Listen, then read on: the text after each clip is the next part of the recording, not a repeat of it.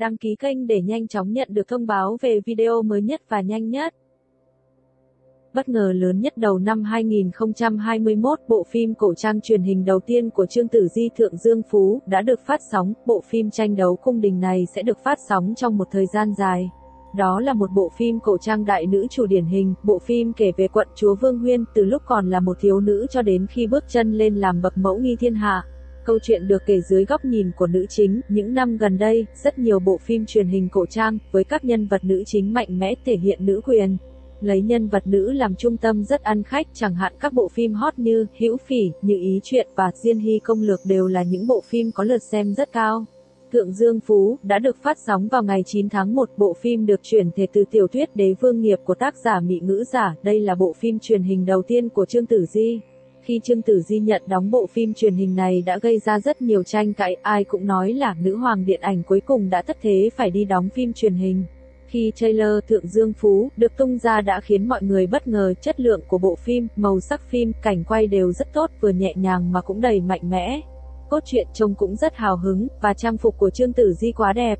Thượng Dương Phú kể về câu chuyện của Vương Huyên, Chương Tử Di và Tiêu Kỳ Chu Nhất Phi. Hai người họ kết hôn với nhau chỉ là một cuộc giao dịch quyền lực, nhưng không ngờ một lần gặp gỡ muộn lại thay đổi vận mệnh của hai người, từ đó có ý chí quyết tâm vượt sóng gió, kiên định sóng vai bên nhau, ước hẹn sinh tử. Công chúa Vương Huyên và Thanh Mai Trúc Mã, tam hoàng tử từ đạm mối tình đầu của nàng, dấn thân vào một cuộc chiến trốn cung đình bởi một lời tiên tri có được nàng là có được thiên hạ, vì thế Vương Huyên trở thành quân cờ trong tay cha mình.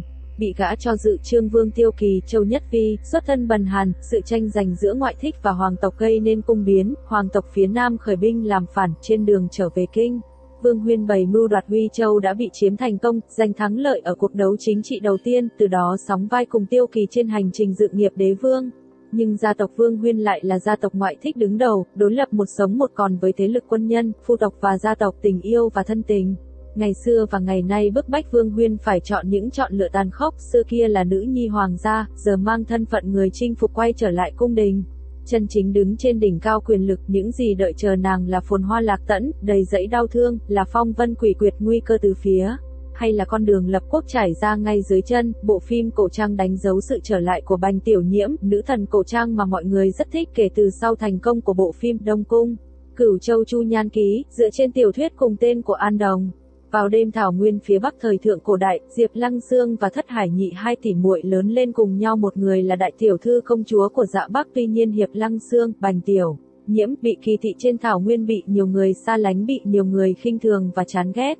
Nhưng chỉ có một mình công chúa Thất Hải Nhị của Dạ Bắc là luôn ở bên cạnh cô, không coi thường cô, coi cô như chị em tốt cùng lớn lên từ nhỏ, để muốn đánh Dạ Bắc. Hoàng đế Triều Cao Đế, Phùng Thiệu Phong, đã lên một kế hoạch cầu thân với công chúa Thất Hải Nhị. Triều Cao Đế nghĩ công chúa Thất Hải Nhị sẽ từ chối hôn sự này và hắn sẽ lợi dụng điều đó giấy binh đánh Dạ Bắc, để cứu những người thân của mình và Dạ Bắc. Thất Hải Nhị quyết tâm nhảy từ một vách núi xuống kết liễu đời mình. Diệp Lăng Xương chính mắt nhìn thấy cả bộ tộc Dạ Bắc chết trước mặt mình, cô quyết tâm báo thù cho Thất Hải Nhị và bộ tộc Dạ Bắc. Diệp Lăng Xương tìm cách vào hoàng cung và lấy danh là Bạch Lộ.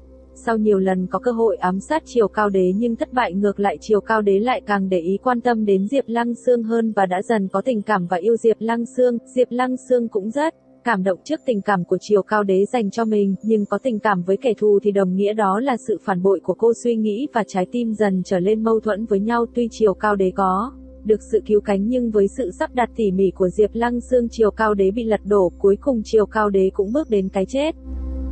Đại Đường Minh Nguyệt truyện cũng là một IP nặng ký, phim dựa trên tiểu thuyết cùng tên của Lam Vân Thư. Phim kể về câu chuyện của Khố Địch Lưu Ly ở thời Đường Cao Tông Nam Vĩnh Huy.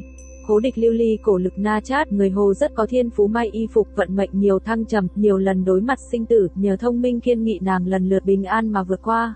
Đúng vào lúc này, nàng gặp thiếu niên Đăng Khoa, người trúng tuyển khoa cử, năng lực bất phàm, có tài nhưng bị chèn ép nên không được trọng dụng. Bùi Hành Kiệm, Hứa Ngụy Châu, hai người tại võ chu đoạt đường thiên cổ lộng lẫy, cùng gặp gỡ cùng chứng kiến bí ẩn của Hoàng thất cung đình, danh gia vọng tộc tranh đấu, triều chính quyền lực thay đổi. Từ thiếu niên ngây thơ bên bờ hồ đến quyền lực đỉnh phong kinh tâm động phách, từ sinh hoạt bình phàm của thương nhân người Hồ đến nội bộ hoàng cung xa hoa khoe sắc, phong vân biến ảo hết thảy. Không giờ khắc nào không thử thách tình cảm cùng tín nhiệm của hai người, hậu cung, triều đình, người thân, khắp nơi đều là thử thách cùng cạm bẫy. con đường của bọn họ đã định trước là bộ bộ kinh tâm, nên ứng đối như thế nào mới có thể để cho cừu địch quyền thế ngút trời tự ăn quả đắng, bên ngoài hỗn loạn biến hóa.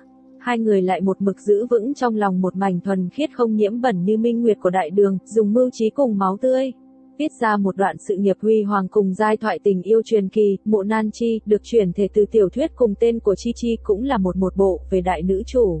Bộ phim xoay quanh chuyện tình yêu ngọt ngào đầy trắc trở của Khương Hiến, Cúc Tịnh Y và Lý Khiêm, Tằng Thuấn Hy. Khương Hiến vốn là một quận chúa xinh đẹp và là hoàng hậu tiền triều, nhưng bị vua lạnh nhạt, sau khi lên làm thái hậu nhiếp chính thì bị đầu độc bởi chính con riêng mà chết, bất ngờ được tái sinh. Cô cố gắng thay đổi, đảm bảo những sự kiện trong tiền kiếp không xảy ra lần nữa. Trong khi đó, nam chính Lý Khiêm ở kiếp trước là con trai của một vị tướng quân. Ban đầu Khương Hiến không mấy thiện cảm với anh, tuy nhiên trong quá trình hợp tác phanh phui ra sự thật, hai người đã phải lòng nhau, nhưng cuộc tình của họ diễn ra không mấy suôn sẻ. Trải qua nhiều sóng gió, cả hai dần dần gỡ bỏ được những khúc mắc hận thù để đến với nhau. Cô từng bước giúp anh có được danh vọng và có được một cuộc sống viên mãn. Điểm đáng chú ý của bộ phim này, ngoài dàn diễn viên chính ra còn có dàn diễn viên phụ cũng nổi bật không kém, như Uông Trác Thành, anh chàng đóng vai Giang Trừng trong bộ phim Đình Đám Trần Tình Lệnh, và dàn diễn viên đã từng hợp tác với Cúc Tịnh Y trong hai bộ phim trước là Vân Tịch Truyện và Như Ý Phương Phi. Đa số họ đều trực thuộc dưới quyền quản lý của công ty chủ quản Siba Media cùng công ty với Cúc Tịnh Y.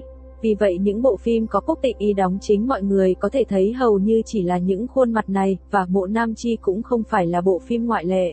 Chủ yếu là để Siba push người mới lên mà thôi. Trường Ca Hành là một trong những dự án cổ trang hàng đầu do Tencent tài trợ, được chuyển thể từ truyện tranh cùng tên của Hạ Đạt. Bộ truyện cổ trang lấy bối cảnh đời Đường, nội dung xoay quanh câu chuyện về công chúa Vĩnh Ninh Lý Trường Ca, địch Lệ Nhiệt Ba, cha của Lý Trường Ca bị hoàng đế Lý Thế Dân giết hại. Biết tin cha bị giết, Lý Trường Ca trốn khỏi hoàng cung, nữ giả nam trang, che giấu thân phận lưu lạc trong dân gian tìm cơ hội báo thù cho cha. Với trí thông minh và lòng dũng cảm, cô đã vượt qua mọi khó khăn trên con đường trả thù, và cuộc gặp gỡ với vị thủ lĩnh quân Mông Cổ A Sử Na, Ngôn Lỗi, đã viết lên một câu chuyện tình yêu đẹp giữa hai người họ. Trường Ca Hành cũng là một bộ phim truyền hình đại nữ chủ điển hình, và dàn diễn viên phụ của bộ phim cũng rất nổi tiếng, bao gồm Phương Dật Luân, Triệu Lộ Tư, Lưu Vũ Ninh và những người khác. Các fan đang rất mong chờ bộ phim này. Hộc Châu Phu Nhân, với sự tham gia của Dương Mịch và Trần Vĩ Đình cũng rất được mong đợi, nữ hoàng phim cổ trang cuối cùng cũng đã quay lại. Bộ phim cổ trang cuối cùng của Dương Mịch là Phù Giao Hoàng hậu, là vào năm 2018. Về cơ bản, miễn là phim cổ trang do Dương Mịch đóng, đều sẽ được các nền tảng và đài truyền hình đặt hàng trước. Bộ phim này cũng là một phim về đại nữ chủ điển hình. Hộc Châu Phu Nhân là cuốn tiểu thuyết hệ liệt đầu tiên trong bộ truyện của tác giả Tiêu Như Sắt, mô tả về bộ tộc Giao tộc. Trên vùng đất Cửu Châu rộng lớn, triều đình đại chủy thu thuế chân châu nặng nề, ép ngư dân phải giết con ruột của mình. Vì tương truyền giao nữ, người cá có tấm lòng lương thiện, khi nhìn thấy cảnh bi thương sẽ rơi nước mắt hóa thành chân châu. Thiếu nữ của ngư thôn ven biển Hải Thị, Dương Mịch từ đó gặp nạn. Phụ mẫu vong mạng, toàn thôn bị tàn sát trong giây phút sinh tử. Nàng cầu cứu Phương Chư, Trần Vĩ Đình quyền thân đứng đầu đại chủy, trải qua khảo nghiệm, cuối cùng được Phương Chư dẫn về Thiên Khải cung. Hải Thị từ đó nữ cải nam trang, trở thành đồ đệ của Phương Chư. Lúc này, triều đình đại chủy loạn trong giặc ngoài không ngừng. Trừ trong Húc Đế Húc trẻ tuổi, hỉ nộ bất định bởi vì trải qua nội loạn trong hoàng triều, mà mất đi mọi hứng thú với cuộc sống, ngoài mặt có vẻ là hôn quân. Lại trong lúc Phương Chư gian khổ chống đỡ hòa bình của quốc gia, trong bóng tối âm thầm quan sát tất cả, Hải Thị tuân mệnh Phương Chư trở thành hộ vệ của Đế Húc. Nhưng từ đó lại thu hút sự hứng thú của Đế Húc đối với nàng ấy. Hai người đã trải qua rất nhiều bước ngoặt sinh tử, từ có sự hiểu lầm lẫn nhau đến dần dần thấu hiểu đối phương. Đế Húc nhận ra thân phận nữ nhi của Hải Thị, nảy sinh tình cảm, nhưng tình của Hải Thị đối Phương Chư trước sau vẫn vậy, trong lòng chất chứa yêu thương mà khó nói thành lời. Vướng mắc tình cảm giữa ba người không ngừng, phản loạn trong triều đình lại nổi dậy, Hải Thị dũng cảm chọn lựa gánh vác trách nhiệm bảo vệ hòa bình cho đại chủy. Đồng thời cuối cùng đối mặt với tình cảm của hai người Phương Chư và Đế Húc, Hứa Khải và Ngô Cẩn Ngôn hợp tác trong Thượng Thực Sau, Diên Hy Công Lược. Và sự kết hợp của couple Khải Ngôn đã khiến bộ phim gây được sự chú ý của cộng đồng mạng khi chỉ mới khởi quay. Bộ phim diễn ra ở thời đại nhà Minh và được biết đến là phiên bản Trung Quốc của nàng Đê Giang Cương. Bộ phim nổi đình đám làm nên tên tuổi của Lee Yang Y ở Hàn Quốc.